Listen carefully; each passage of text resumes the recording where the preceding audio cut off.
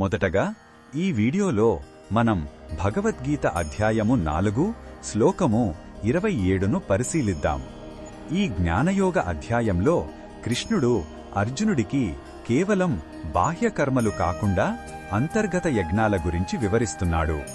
మొదటగా ఈ పవిత్ర శ్లోకాన్ని భక్తితో విందాం. సర్వాణీంద్రియ కర్మాణి ప్రాణకర్మాణి చాపరే ఆత్మ సంయమ యోగాగ్నో జుహ్వతి జ్ఞానదీపితే. ఈ శ్లోకం అర్థం ఏమిటంటే, మరికొందరు సాధకులు జ్ఞానమనే దీపంతో వెలిగే ఆత్మ నిగ్రహం అనే యోగాగ్నిలో తమ ఇంద్రియ కర్మలను ప్రాణకర్మలను ఆహుతి చేస్తారు. అంటే వారు తమ ఇంద్రియాల పనులను ప్రాణశక్తి కార్యకలాపాలను పూర్తిగా అదుపులో ఉంచుతారు. ఇది బయట చేసే యాగం కాదు, మనస్సులో జరిగే ఒక గొప్ప త్యాగం.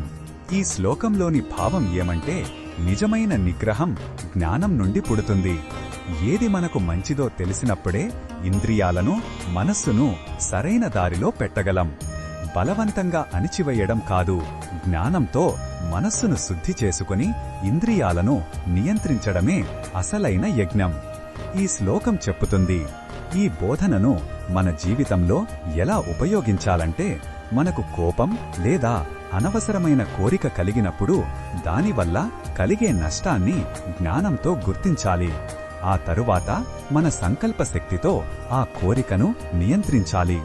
ఇలా ప్రతి చర్యను జ్ఞానంతో పరిశీలించుకుంటూ ఆత్మ నిగ్రహం పాటించడమే ఈ యజ్ఞాన్ని ఆచరించడం.